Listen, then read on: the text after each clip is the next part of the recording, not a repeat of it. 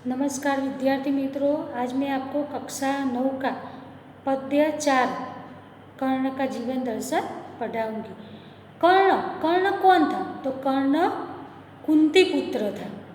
कौन था? कुंती पुत्र, और वो सूर्य का भी पुत्र था।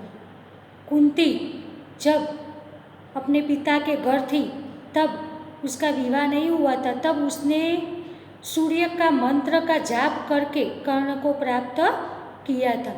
इसीलिए कर्ण सूर्य पुत्र था और सूर्य के आशीर्वाद के साथ जन्मा था, यानी कि कवच और कुंडल लेके जन्मा था। कुंती ने जब कर्ण को जन्म दिया तब वो कुंवारी थी, उसकी शादी नहीं हुई थी, इसीलिए उसने कर्ण का त्याग किया। उसने कर्ण को नदी में बहा दिया। बाद में कर्ण एक सारथी के घर बड़ा हुआ। सारथी ने उसे अपने घर ले जाकर उसको बड़ा किया। कर्ण को पता नहीं था कि कुंती उसकी माँ है। कई वर्षों के बाद कर्ण ने अपनी शिक्षा प्राप्त करने के लिए बहुत प्रयत्न किए, लेकिन वो सारथी पुत्र यानी कि सूत पुत्र था, इसीलिए कोई ऋषि उसको शिक्षा देने के लिए तैयार नहीं थे। आखिरकार में उसने परशुराम से शिक्षा प्राप्त की थी, लेकिन उसको ऐसा कहा था कि वो एक ब्राह्मण है। उसने अपनी जो असली पहचान थी सारथी पुत्र, वो उसने छुपाई थी। तो इसी तरह उसने परशुराम से शिक्षा प्राप्त की थी। एक बार परशुराम, उसके गुरु और कर्ण दोनों जंगल में से पसार हो रहे थे। उसी वक्त उसके गुरु को थकान की वजह से नींद आ जाती है, तो वो कर्ण के गोद में सो जाते हैं। उसके गुरु गहरी नींद में सोए होते उसी वक्त कर्ण के पैर में चींटी ने आकर काट लिया, तो वहाँ से खून निकल रहा था। लेकिन अपने गुरु की नींद खराब न हो, इसीलिए कर्ण ने आ तक नहीं किया और वहाँ से खड़ा भी नहीं हुआ। जब उसके गुरु की नींद खुली तो उसने देखा कि उसके शिष्य के पैर में से खून बह रहा है, तो उसको पता चल गया कि ये कोई ब्राह्मण नहीं, ब्राह्मण होता तो वो झट से खड़ा हो जाता, ये कोई और है। तब कर्ण ने उसकी असली पहचान बताई कि वो एक सारथी पुत्र है, लेकिन उसको कोई शिक्षा नहीं दे रहा था, इसीलिए उसने ब्राह्मण कहकर आपसे शिक्षा प्राप्त की थी। तब परशुराम ने क्रोध में आकर उसे श्राप दे दिया था कि जो मैंने तुम्हें शिक्षा दी है वो आखिरकार में तुम्हारे काम नहीं आएगी। ऐसा श्राप कर्ण को मिला था। फिर भी कर्ण एक योद्धा था। कर्ण सारथी पुत्र था, इसलिए उसको हमेशा उपेक्षाही भाव से देखा जाता था। वो क्षत्रिय था, वो युद्धवीर था, फिर भी साहसी था, फिर भी अर्जुन से भी वो साहसी था, फिर भी वो एक सारथी पुत्र था, सूत पुत्र था। इसीलिए उसे राज्य में रहने का मौका नहीं मिला था। उसी वक्त जब वो कष्ट में था, सब उसकी उपेक्षा कर रहे थे। जब पांडव और कौरव शिक्षा प्राप्त करके अपने राज्य में आए और अपने शिक्षा का कौशल बताने को जब गुरु द्रोण ने कहा, तब पांडव और कौरव एक एक करके अपना कौशल बता रहे थे। तब जब कर्ण आया तो कर्ण को सबने कहा कि ये तो सूत पुत्र है, ये राजकुमारों के साथ खड़ा नहीं रहता, ऐसा कहकर उसका अपमान किया था। उसी वक्त दुर्योधन ने उसका हाथ थामा था और कहने लगा कि ये कोई सूत पुत्र नहीं, आज से मैं अपने राज्य का अमुक हिस्सा देकर, राज्य देकर, गांव देकर उसको उस गांव के राजा बनाता हूँ, तो वो राजा हुआ। इसी तरह उसने उसे कष्ट में दुर्योधन ने उसका हाथ थामा था। जब कौरव और पांडवों का युद्ध हो रहा था, तब कर्ण अपने मित्र, प्रिय मित्र दुर्योधन के पक्ष में युद्ध कर रहा था। तब कुंती को जब पता चला कि ये कर्ण वही उसका ज्येष्ठ पुत्र है जिसका उसने त्याग किया था, तो उसके पास जाती है। श्री कृष्ण भगवान और कुंती दोनों उसके पास जाते और कहते हैं कि तुम तो पांडवों के ज्येष्ठ भाई और कौरव की ओर से क्यों लड़ रहे हो, तुम पांडवों की ओर आ जाओ और जो पांडवों को मिलेगा वही तुम्हें मिलेगा, तुम्हें ज्येष्ठ पुत्र का सम्मान भी मिलेगा।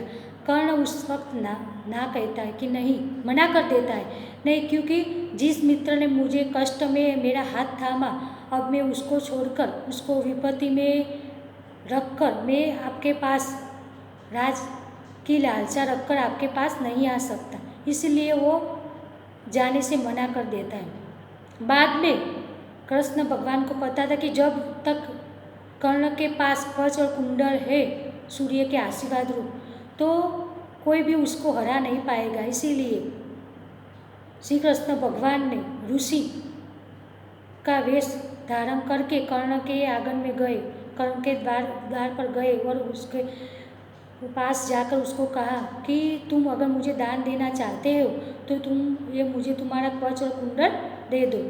कर्ण को पता था कि ये कोई ऋषि नहीं है, भिक्षुक नहीं है, फिर भी वो तो दानवीर था। कहते हैं कि आज भी इतिहास में कर्ण को दानवीर के नाम से जाना जाता है। कर्ण दानवीर था, उसके पास जो कुछ भी था वो जो कुछ भी लेने के लिए आता वो दे देता, तो उसने दान में अपने कवच और कुंडल दे दिए। बाद में कर्ण और अर्जुन का युद्ध होता है और कर्ण का वध हो जाता है। इस पद्य में श्री कृष्ण भगवान और कुंती जब कर्ण के पास जाते हैं और उसे कहते हैं कि तुम तो पांडवों के ज्येष्ठ भाई हो, तो तुम कौरवों की ओर से क्यों युद्ध लड़ रहे हो, तुम पांडवों के पास आ जाओ। उस वक्त उसके बीच में जो संवाद होता है, उस संवाद इस पद्य में है, तो ये पद्य देखेंगे।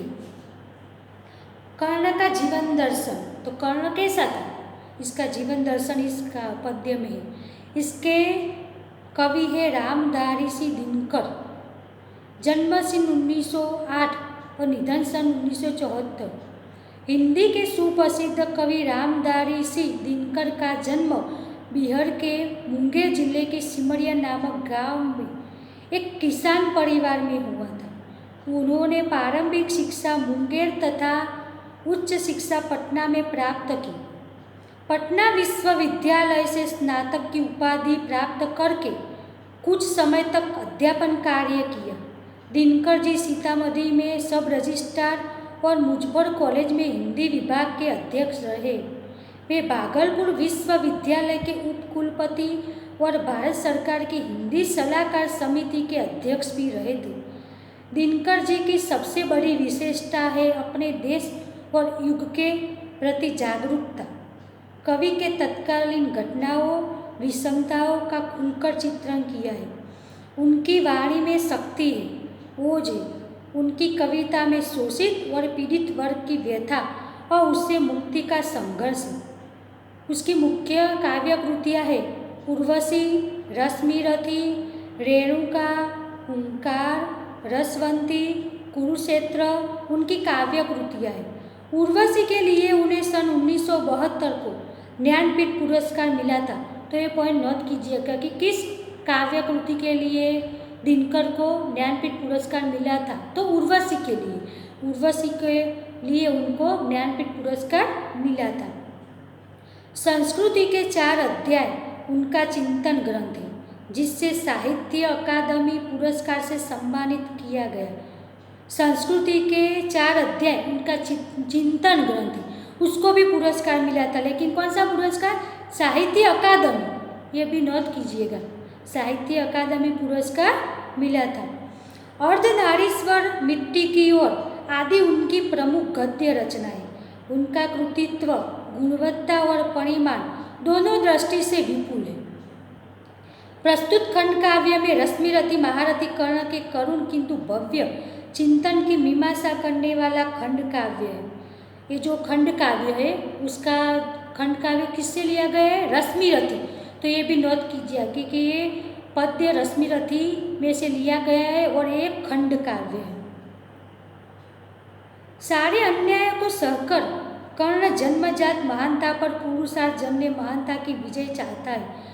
अंत में जब पांडव श्रेष्ठ के रूप में सब कुछ प्राप्त करने का प्रलोभन सामने आता है, तब भी वह अविचलित रहता है और जिसने आज तक साथ दिया उस मित्र को किसी भी मोल पर छोड़ना नहीं चाहता। कृष्ण कर्ण को पांडवों के पक्ष में ले आने के लिए उससे मिलते हैं। उस कथा प्रसंग से प्रस्तुत काव्य लिया गया है। कृष्ण कुंती के साथ जाकर कर्ण के पास जाते और कहते हैं कि तुम पांडवों के पक्ष में आ जाओ। तब जो बातचीत होती है उसी बातचीत का उल्लेख इस पद्य में किया गया है। वैभव विलास की चाह नहीं, अपनी कोई परवाह नहीं, बस यही चाहता हूँ केवल दान की देव सरिता निर्मल करतल से जरती रहे सदा, निर्धन को भरती रहे सदा। कृष्ण कहते कि तुम आ जाओ पांडवों के पक्ष में, पांडव ज्येष्ठ का सम्मान तुम्हें मिलेगा, पांडवों का जो कुछ भी है वो सब कुछ तुम्हें मिलेगा और तुम राजा बनोगे क्योंकि तुम ज्येष्ठ हो पांडवों को। तब कर्ण कहता है कि मुझे वैभव विलास की चाह नहीं, अगर मुझे वैभव विलास की चाह होती तो मैं दानवीर ना होता। वैभव विलास की चाह नहीं, अपनी कोई परवाह नहीं। कर्ण कहता है कि मुझे कोई अपनी परवाह नहीं, ये सब कुछ तो तुच्छ है, वैभव विलास राजमहल संपत्ति संपदा वो सब कुछ यहीं पर तो छोड़कर जाना है, इसीलिए मुझे उसकी कोई चाह नहीं। करतल से जरती रहे सदा, निर्धन को भरती रहे सदा।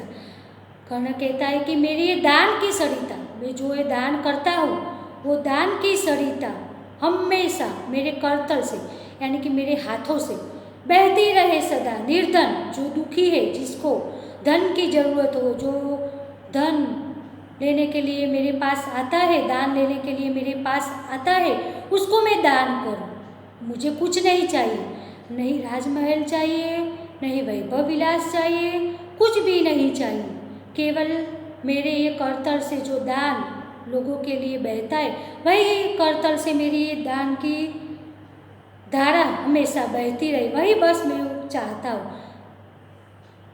तुझे राज्य क्या है केशव, पाता क्या नरकर प्राप्त वैभव, चिंता प्रभु तल्पहास, कुछ चाकचिक्य कुछ क्षण विलास। कर्ण कहता है कि हे केशव, क्या तुम जानते नहीं कि राज्य सब कुछ तुच्छ है, आखिरकार में तो यहीं पर छोड़कर हमको जाना है। क्या वैभव से हमें क्या मिलता है, वैभव से तो बस थोड़ी चाकचिक्य मिलती है और चिंता मिलती। वैभव होता है तब हमें चिंता होती है, ये जो हमारा ये जो वैभव है कोई लेकर तो नहीं जाएगा। आज हम देख रहे कौरव और पांडव किस लिए लड़ रहे हैं, वैभव और विलास के लिए ही तो लड़ रहे हैं। तो मुझे सब कुछ की कोई आस नहीं, मुझे सब कुछ कोई नहीं चाहिए, कुछ भी नहीं चाहिए, ऐसा वो श्री कृष्ण भगवान से कहता है। ये सब दिखावे की बात है और ये सब दिखावे की मुझे ज़रूरत नहीं। मैं जो ये दान कर रहा हूँ, जो मेरे पास है वो मेरा तो कुछ है नहीं, मैं तो उसका दान कर रहा हूँ, बस यही धारा मेरी दान की बहती रहे, बस यही मैं चाहता हूँ। तो आगे का पद्य हम अगले वीडियो में देखेंगे।